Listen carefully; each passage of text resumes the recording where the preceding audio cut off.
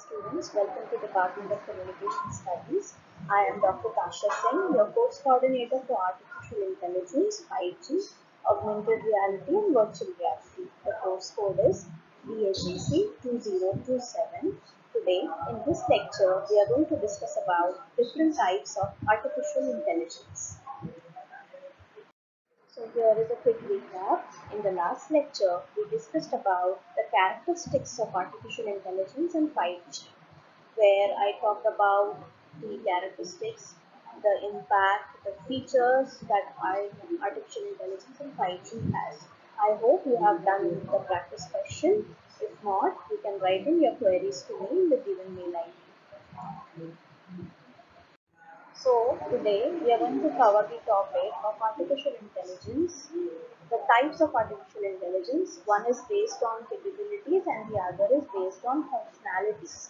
So on capabilities, the types are classified as narrow AI, general AI and super AI. And on the basis of functionality, the AI is classified as reactive machine, limited theory, theory of mind and self-awareness. The objective of this lecture is to enable the students to learn the nature of varied applications of artificial intelligence and to be able to use AI for work in media and entertainment industry. Students, you can see this diagram. It is called as a block diagram where we are finding types of artificial intelligence in two categories. As I have already told, one is based on capabilities, the other is based on functionalities. So, on basis of capability, we should start with narrow AI. What is narrow AI? Narrow AI means narrow artificial intelligence. It is also called as weak AI. Focuses on one narrow task and cannot perform beyond its limitation. It targets a single subset of cognitive abilities and advances in that spectrum. Narrow AI applications are becoming increasingly common in one day in our day-to-day lives as machine learning, deep learning methods continue to develop. The next is general AI, that is general artificial intelligence, which is also known as strong AI, can understand and learn any intellectual task that a human being can. It allow a machine to apply knowledge and skills in different contexts. AI researchers have not been able to achieve strong AI so far. They would need to find a method to make machine conscious programming a full cognitive ability set. General AI has received a dollar of $1 million investment from Microsoft Apple through OpenAI. Then what is super AI? Super AI or super AI surpasses human intelligence and can perform any task better than a human. The concept of artificial intelligence, super intelligence, sees AI evolve to be as kin to human sentiments and experiment experiences that it does not merely understand them, it also evokes emotions, needs, belief, and desire of its own. Its existence is still hypothetical. Some of the critical characteristics of super AI include thinking, solving puzzles, making judgments, and decisions on its own. So artificial intelligence based on capabilities are three: narrow AI, general AI and super AI. Right now we are experiencing narrow AI, general AI is still at experimental level and super AI is still hypothetical. We are yet to prove it. Next is based on functionalities.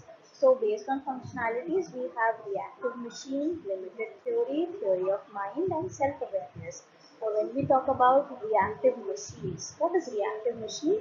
It's the primary form of artificial intelligence that does not store memories or use past experience to determine future actions. It works only with the present data.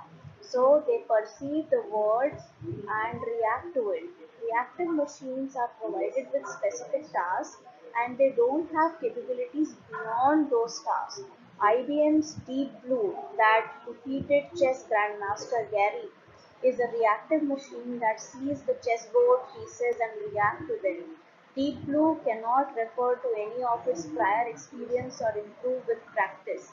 It can identify the pieces on the chessboard and how to move each uh, chessboard keys is based on the present situation that is given to it. So Deep Blue can make predictions about what moves might be next for it and its opponent. It ignores everything before the present moment and looks at the chessboard pieces as it stands right now and chooses from the possible next move. Then next is what is limited memory. Limited memory AI trains from past data to make decisions. The memory of such type is short-lived. They can use this past data for a specific period of time, but they cannot add it to the library of the experiences. This kind of technology is used in self-driving vehicles. Limited memory AI observes on how other vehicles are moving around them at present and as time passes. This ongoing data collected gets added to the AI machine statics data such as lane markers and traffic lights. So they are included when the vehicle decides when to change lane, avoid cutting off another driver, or hit in the nearby vehicle. Mitsubishi's electrics have been figuring out how to improve such technology for applications like self-driving cars. Then next is theory of mind. Now what is theory of mind? Theory of mind AI, that is artificial intelligence, represents an advanced class of technology and exists only as a concept. Such kind of AI requires a thorough understanding that the people and things within an environment can alter feelings and behavior. It should understand people's emotions, sentiments, and thoughts. Even though many improvements are there in the field, this kind of AI is not fully complete yet.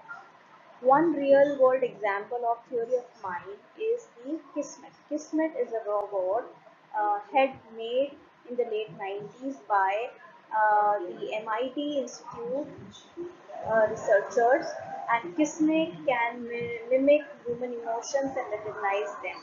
Both abilities as key advancements in the theory of mind AI, but Kismet can't follow gaze or convey attention to humans. Sophia from Hanson Robotics is another example where the theory of mind was implemented. Camera present in Sophia's eyes combined with computer algorithms allow her to see.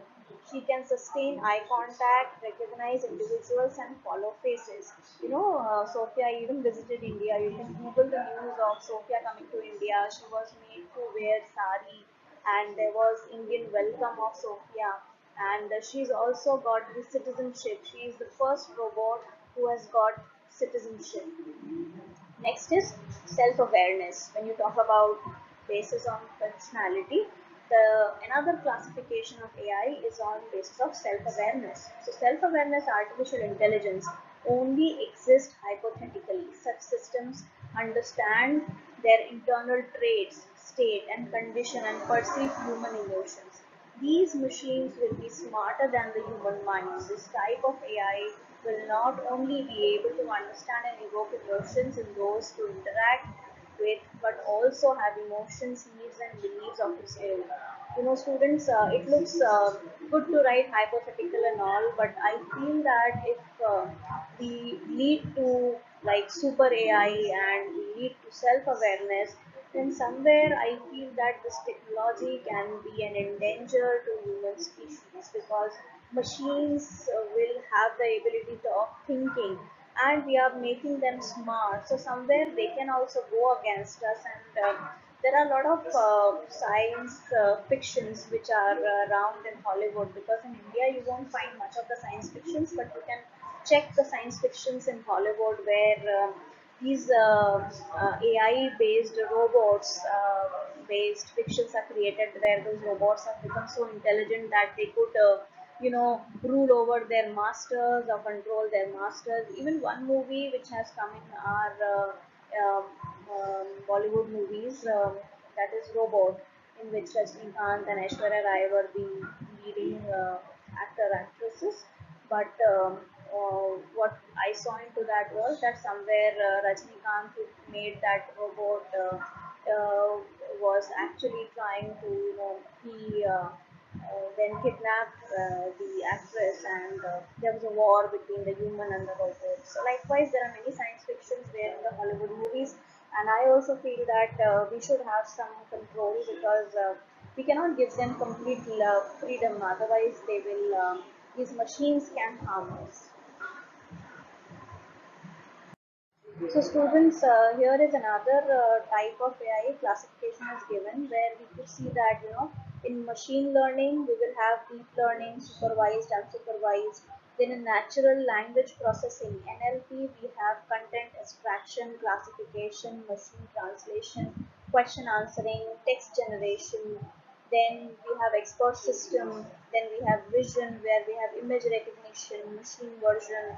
Then we have speech, where we have speech to text and text to speech, and we have planning and robotics. So this is also another classification, which is further extension of the core classification that I explained to you. So here we have the advantages and disadvantages of AI. You can see that since it's a machine, so it doesn't get tired and wear out easily. Then rational decision makers, then application in media and medical industry, accurate decision making, selfless with no breaks. So this is the advantages, and we also have certain disadvantages of the AI. So students, here is the summary of the lecture. Different types of AI: narrow AI, general AI, super AI, reactive machines, limited theory, theory of mind, and self-awareness. Here are your questions for practice. What do you understand by theory of mind, and differentiate between narrow AI and super AI? The third question is again on finding good research papers of artificial intelligence in mass media. See students, there are so many numerous papers around, and if I give you this task again and again for each and every lecture, I know you will be able to collect lot many research papers, and which will give you advanced vision on what is currently going on in terms of artificial intelligence in the area of mass communication, and how can you apply it to make your work more effective and efficient. Thank you students. I hope you are enjoying the lectures on artificial intelligence, and keep reading the books which are mentioned in your course handout. There are free books available on Google. You can download them, you can read them to improvise your understanding for this particular topics.